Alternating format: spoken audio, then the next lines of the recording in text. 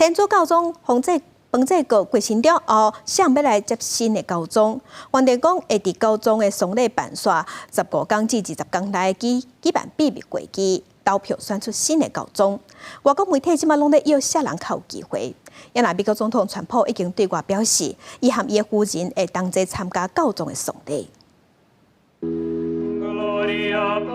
听到教宗方济各已经过身的消息，各多国外在年假最后一日，世界各地教徒拢去圣伯多禄广场哀悼。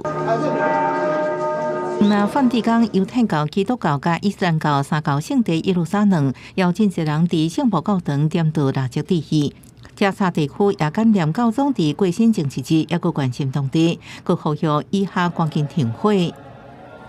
For more than 1 year and a half, daily, he called us pray for peace and to give the blessing for all Gazan people and for all the Palestinians.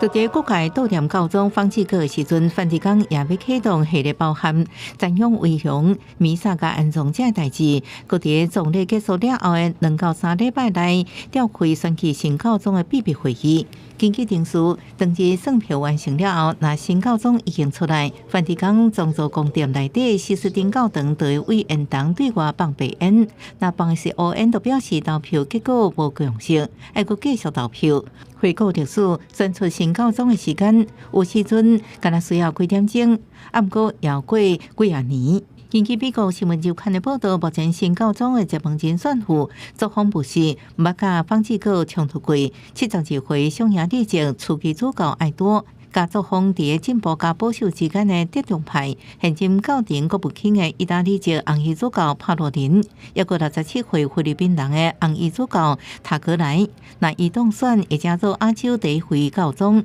甲第一位为非洲撒哈拉难民来结盟竞选，大力倡导气候变迁甲经济正义的76岁加纳籍红衣主教图克森，公司新闻新闻部编译。